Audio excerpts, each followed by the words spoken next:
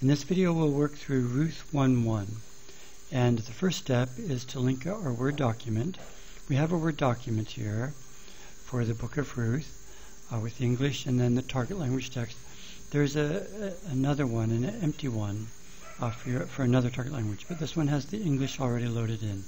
And we can see here initially we will be going sentence by sentence because at this stage there will still be multiple issues per sentence. Typically after a couple of books we'll be able to start going verse by verse, but at the beginning we'll continue going sentence by sentence. So let's link this document to TBTA. We'll go to Setup, Word Documents, we'll select the book of Ruth, we'll say Browse,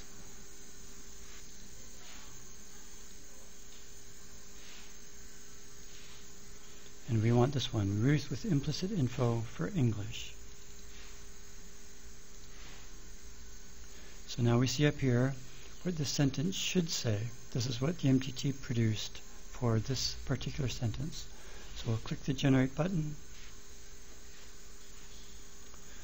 Okay, we're missing the word title.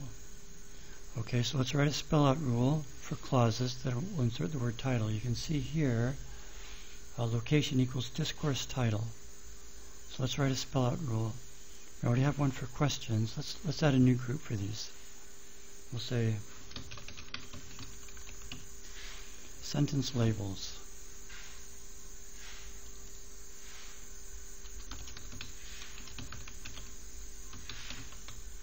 I say labels plural because there are others. We have title here, there's also footnotes, there are study notes, etc. Let's make this a table rule. We'll call these sentence labels.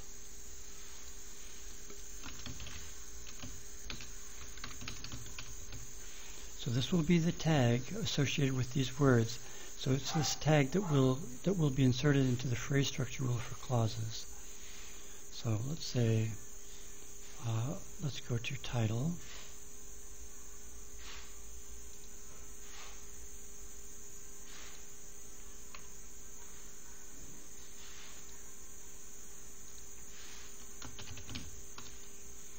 We don't need a gloss.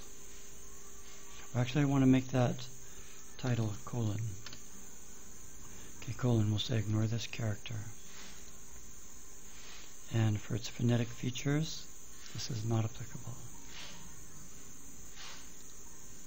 And while we're here, let's add another one for footnotes. There are multiple types of footnotes. General footnote, footnote explaining Hebrew name, footnote explaining. For all of these, we'll just add the label footnote.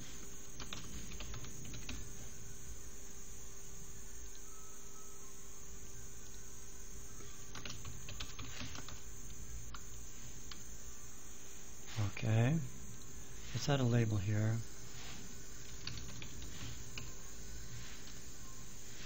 Okay, so title and footnote.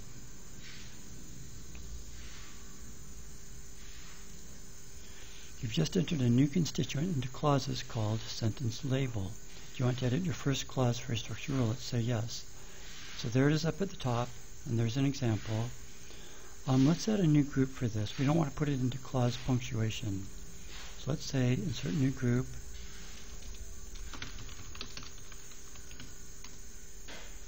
And there it is at the top, and now the label, sentence label is in that.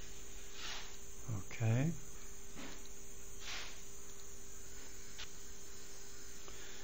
Elimelech and Naomi moves.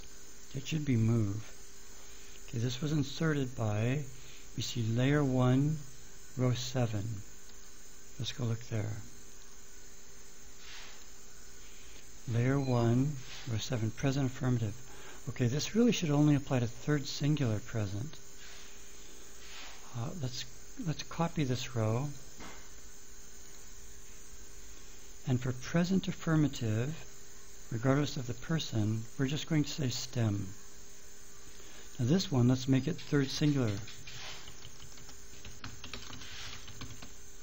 Third singular present affirmative. And let's specify the features here. Okay, third singular.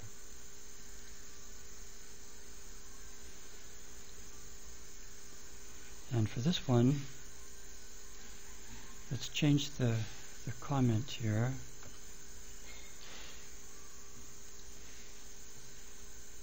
Okay, that's good. Remember, we always put our more specific ones down lower in the table. The way these work, as I've mentioned before, TBTA will scan through this layer, and it will keep track of the last row that applies in this layer, but it will check the entire layer, and it will remember the last row that applies, and it will use that row.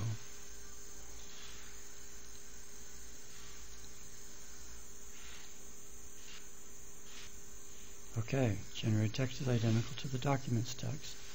Let's go to the next sentence. Okay, to rule.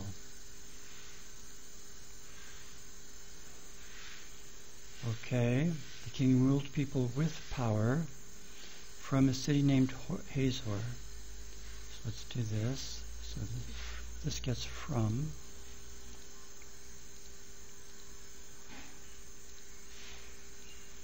And ruled with power. I'll make that oblique 2.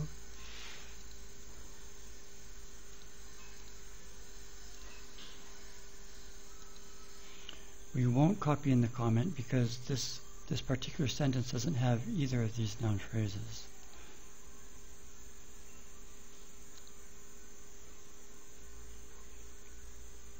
Okay, when judges were ruling Israel, there was a famine in Israel. Okay, the reason for that, the MTT put there, which is definitely better, but for TPTA, this is Israel the nation. The judges were ruling the nation. There was a famine in the country, the land. So to TBTA, these are two different concepts. So it doesn't get the pronoun, but that's okay. We can live with that. We never expect TBTA to produce perfect text. So we're going to say this is fine, and we're going to move to the next sentence. Okay, a certain man. I don't think we'll need this theta grid adjustment rule.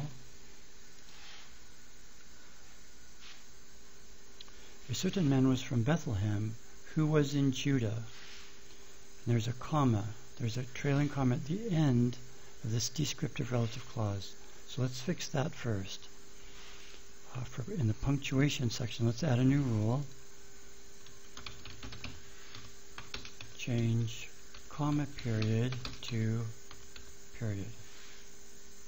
And here we don't put spaces.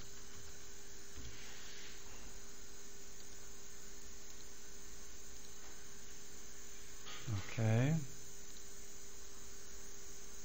that took care of that. Okay, this who. Okay, this only works for people. Who and whom. Okay, this is a relative pronoun, and it's modifying Bethlehem. So we need to know when a descriptive relative clause modifies a place or a thing, we want to use which.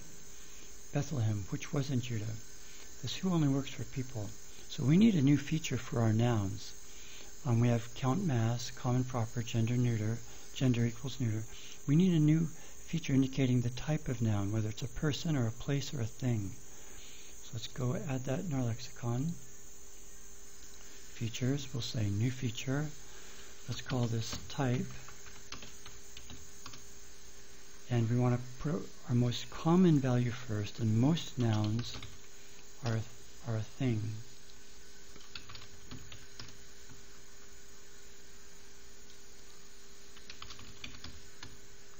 Okay. Now TBTA uses the first value for all of these as the default. Aminadab is a person. I'm going to time-lapse this. Earth is a place and a thing. Some of these could go either way. I'm going to say a place. God could also go either way, a person or a thing, a false god. I'm not sure. We'll leave it as a thing right now.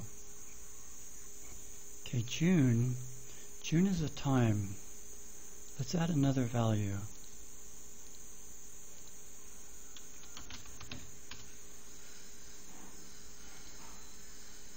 Okay, June is a time.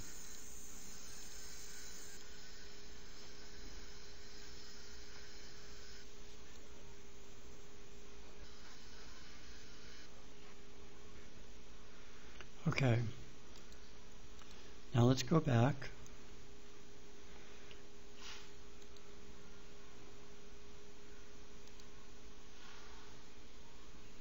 Okay, so now we know that Bethlehem is a place, and so from Bethlehem, which, so rather than this relative pronoun who, okay, that was inserted by layer 6, row 1.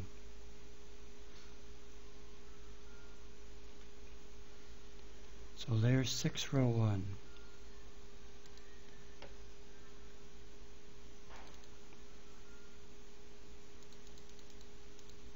Okay, these are the relative pronouns. Let's make this for people. So this row applies to people. And we'll add another row that applies to places and to things.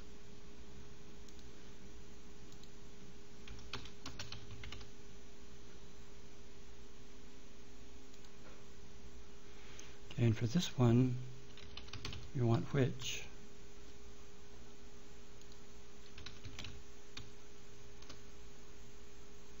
Okay, so this whole layer is for relative pronouns. This one applies to people, who and whom, place, which.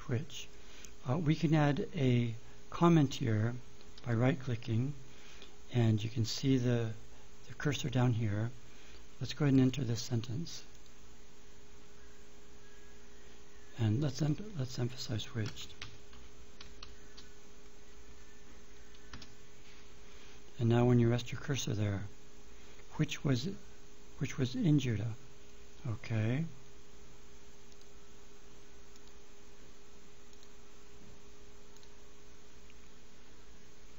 Okay, generate text is identical. Let's go to the next sentence.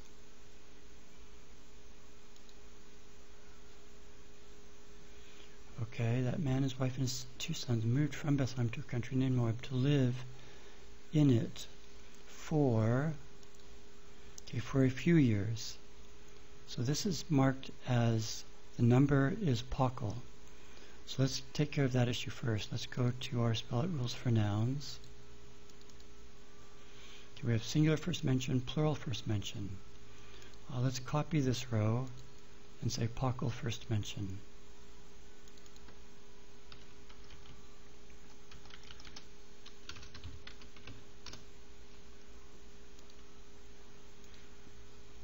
This would be Pakel.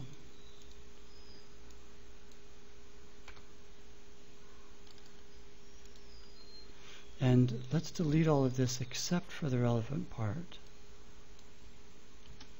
A few years.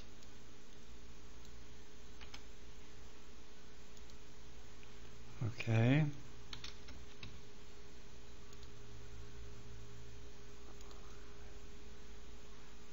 And we want this to choose the plural form from the lexicon, a few years.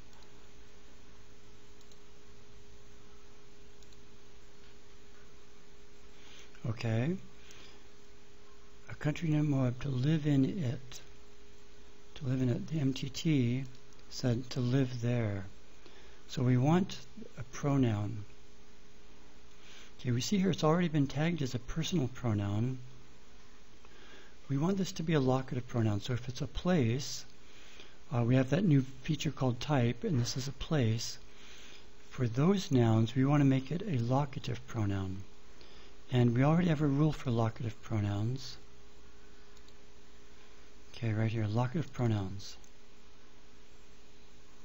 Okay, now this is different. This is for when place is proximal or distal, meaning close to here. So let's add another layer. Let's say copy this structure. So now this is layer 2. Let's make this one layer 2. Again, we want to put our more specific ones toward the back and our more generic ones toward the front. And this one only applies to the word place. So let's edit the new structure 1. Let's input a noun.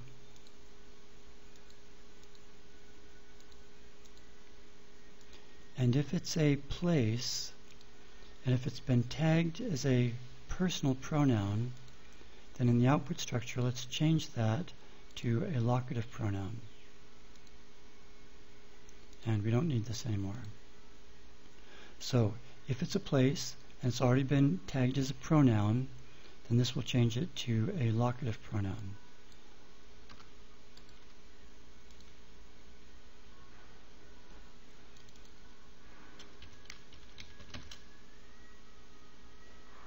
Okay, let's see how that works.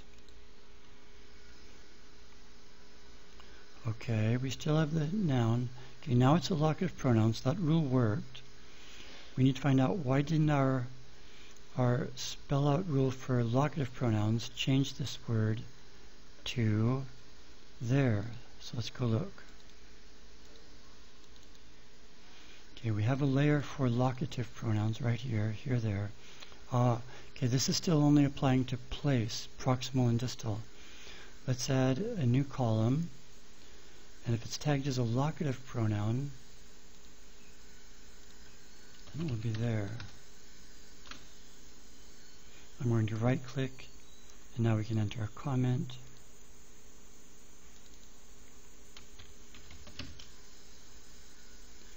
And when we're done with the comment, we push the enter key. And now it's there. Let's make this a little wider. Okay. So proximal, distal, locative pronoun.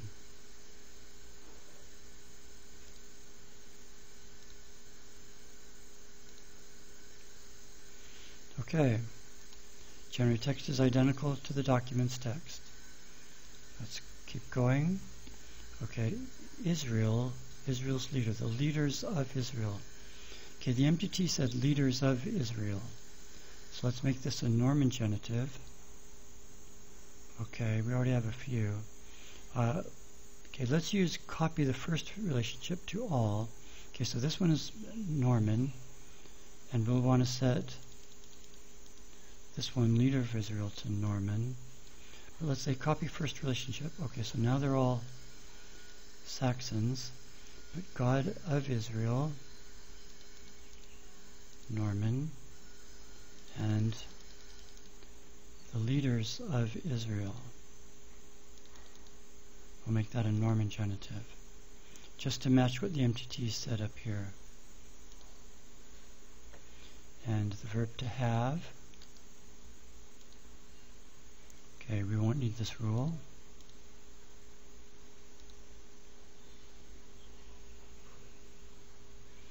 Okay.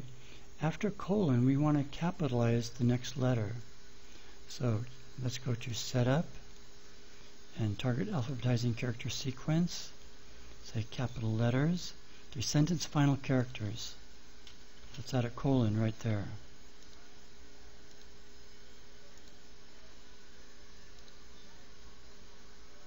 Okay, generate text is identical. So another sentence? No, that's the last one. Let's go to the full verse.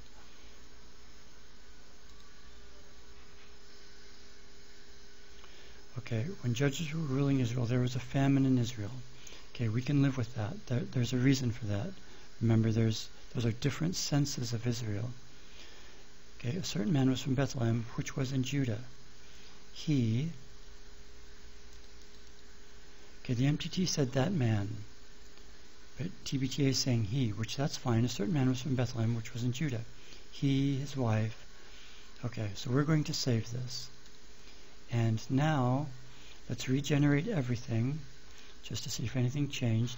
Okay, we used to be able to just specify our passage here, but now we need to regenerate the entire English grammar, the grammar introduction, plus Ruth 1.1. So now we have to say multiple texts. So we check that box, and now when we click on the text button, we can say the grammar introduction,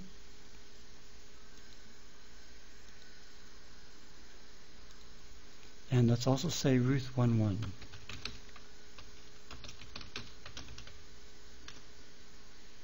So we'll generate these two passages. And I will time-lapse this.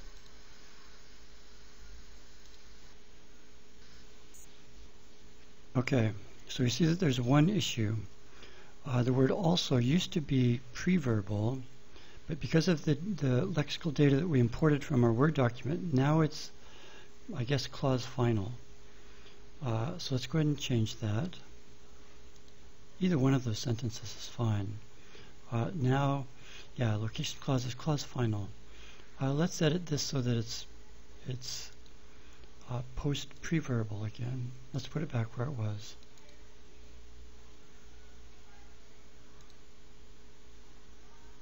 Okay, so now we can go here, say load verses that have differences, right click, regenerate this verse. Regenerated text is identical to the saved text. So we'll say OK, and let's delete this. And so we have the first verse done. In the next video, we'll work on Ruth 1:2.